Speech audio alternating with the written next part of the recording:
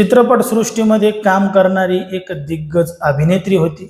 मोठमोठ्या हिरोईन सोबत त्या अभिनेत्रीनं कामं सुद्धा केली होती. एका पाठोपाठ एक अशी 17 चित्रपट त्या अभिनेत्रीनं केले होते आणि मोठमोठे चित्रपट केल्यानंतर त्या अभिनेत्रीची ओळख आता मोठी झाली होती. चित्रपटसृष्टीमध्ये मोठं नाव सुद्धा झालं होतं. पण मात्र एवढं सगळं नाव झाल्यानंतर अचानक काळ बदलला आणि काळ बदलल्यानंतर त्या हिरोईनची चित्रपटामधली मागणी कमी होत गेली. तिला चित्रपटामध्ये पाहिजे तसं काम मिळत नव्हतं आणि काम मिळत नसल्यामुळं पैसा सुद्धा मिळत नव्हता. मग या अगोदर आपण मोठमोठ्या चित्रपटामध्ये काम केलेलं आहे. आपण सेलिब्रिटी आहोत. आपलं आयुष्य, आपली लाईफस्टाईल ही सगळ्यांपेक्षा वेगळी आहे हे दाखवून देण्यासाठी ती अभिनेत्री त्याच क्षेत्रामध्ये टिकून राहण्याचा प्रयत्न करत होती. पण मात्र हातालाच काम नसल्यामुळं पैसा येत नव्हता आणि ती लाईफस्टाईल त्या ठिकाणी त्या अभिनेत्रीला दाखवता येत नव्हती. मग पैसे कसे कमवावे, काय करावे म्हणून एका जवळच्याच व्यक्तीनं त्या अभिनेत्रीला सल्ला दिला की तुला त्या ठिकाणी वेश्या व्यवसाय करावा लागेल, त्याच्याशिवाय पर्याय नाही. कारण की अभिनेत्रींची मोठी मागणी आहे. एका एका रात्रीसाठी लोक लाखो रुपये द्यायला तयार आहेत आणि घर बसल्या अगदी सोपं काम सुद्धा आहे. असं त्या अभिनेत्रीला सांगितल्यानंतर ती अट त्या अभिनेत्रीने लगेचच मान्य केली आणि चित्रपटसृष्टी सोडून ती अभिनेत्री वेश्या व्यवसाय करू लागली.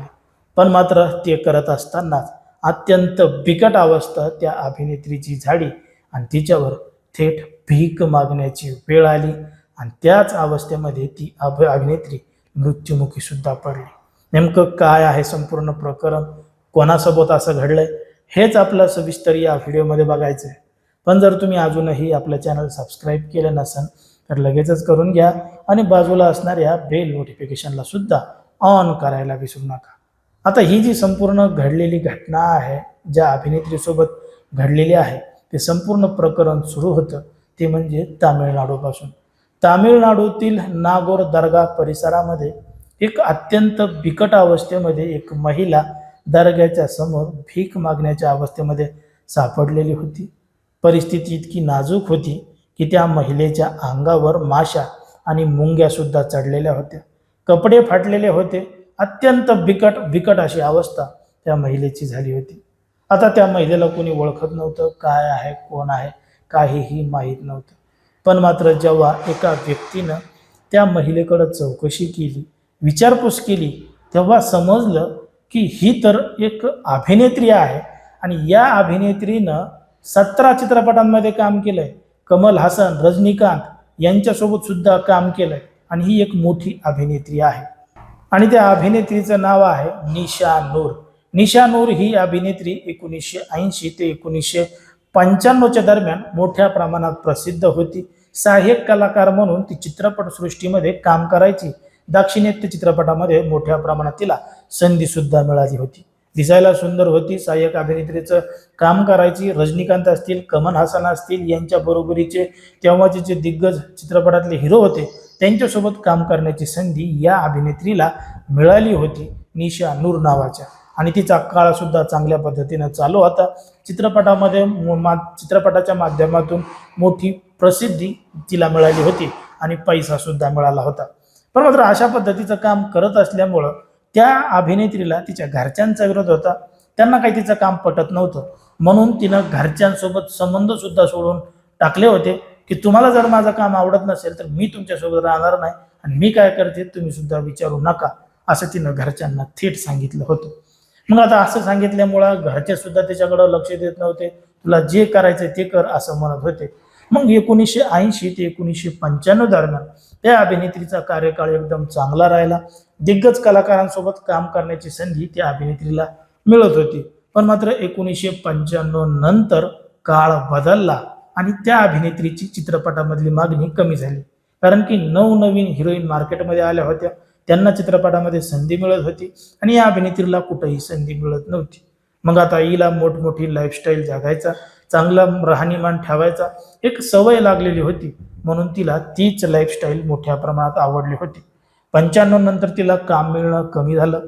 चणचण भासू लागली. हातामध्ये पैसे नव्हते, प्रसिद्धी नव्हती आणि लोक सुद्धा आता तिला विसरले होते की ही चित्रपटामध्ये अशा पद्धतीनं काम सुद्धा करते. बघता बघता काही दिवस निघून गेले. तिनं कमवलेले जे काही पैसे आहेत ते राहणीमानामध्ये स्वतःची मेंटॅलिटी ठेवण्यासाठी त्या ठिकाणी पैसे सुद्धा खर्च केले स्वतःला मेंटेन करण्यासाठी. पण मात्र पैसे खर्चून गेल्यानंतर उत्पन्नाचं सोर्स काही नव्हतं आणि जे पैसा कमवलाय ते सुद्धा खर्च होत होते. मग काय करावा, काय नाही, कुठं काम मिळेल का, कोणत्या चित्रपटामध्ये, सिरियलमध्ये, मालिकामध्ये, कशामध्ये काम मिळेल का, असा प्रयत्न ती हिरोईन करत होती. पण मात्र कोणीही तिला काम देत नव्हतं. तेवढ्यात एका व्यक्तीनं तिला सल्ला दिला की जर तुला पैसे कमवायचे असतील आणि अजून श्रीमंत व्हायचं असेल तर तुला अशा पद्धतीनं काम करावं लागेल. ते काम आहे वेश्या व्यवसायाचं. कारण की अनेक लोकांना हिरोईनची, अभिनेत्रींची मागणी करतात, लाखो रुपये एका रात्रीसाठी देतात. मग तुला मोठ्या प्रमाणात पैसा मिळेल पण मात्र प्रसिद्धी मिळणार नाही. मग पैसे कमवण्याच्या नादामध्ये त्या हिरोईननं तो मार्ग स्वीकार केला आणि ती त्या मार्गाला लागली. त्या मार्गाला लागल्यानंतर काही लोकांसोबत त्या महिलेचा संपर्क आला आणि संपर्क आल्यानंतर त्या हिरोईनला एड्स झाला. एड्स झाल्यानंतर तिची प्रकृती खालावत गेली. एवढी खालावत गेली जशी माहिती तिच्या आजूबाजूच्या लोकांना मिळाली तसं तिचा तो व्यवसाय सुद्धा बंद झाला. ज्या ठिकाणी ती राहत होती, त्याच्यासोबत ती राहत होती, तिने सुद्धा तिला घरातून काढून दिलं. काय करावं काय नाही तिला कळत नव्हतं. कुठं तोंड दाखवावं कुठं नाही असं सुद्धा तिला वाटत होते.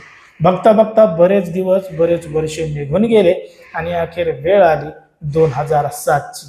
2007मध्ये तामिळनाडूतील नागोर दर्ग्याबाहेर ही अभिनेत्री अत्यंत बिकट अवस्थेमध्ये त्या ठिकाणी आढळलेली होती.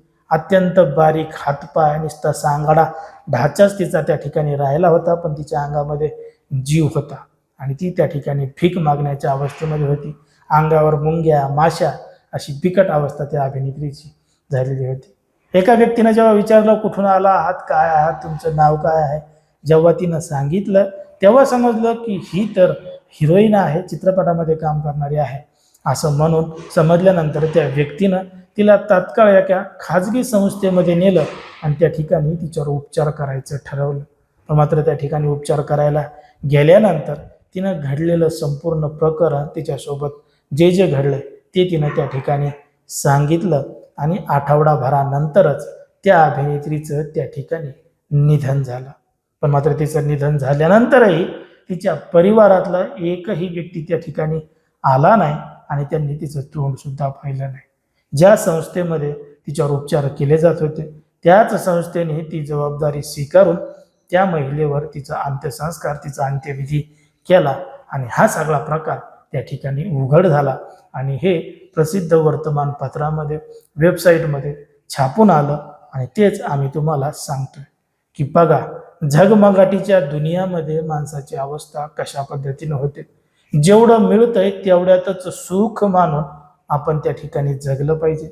जर त्या अभिनेत्रीला ते काम चित्रपटामध्ये मिळत नव्हतं तर तिनं अनेक दुसरे चांगले कामं करायचे प्रयत्न करायला पाहिजे होते. नाहीतर नवनवीन लोकांना चित्रपटामध्ये कसं यायचं, अभिनय कसा करायचा या गोष्टी जरी तिने शिकवल्या असत्या तर चांगली तिला संधी त्या ठिकाणी त्या काळामध्ये मोठ्या प्रमाणात मिळाली असते.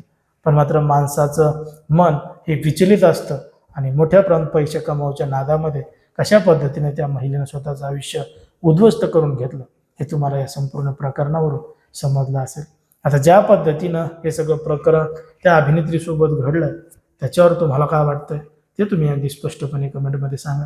कारण की कोणाच्याही भावना दुखवणं, कोणाचंही मन दुखवणं हा आपला उद्देश नाही.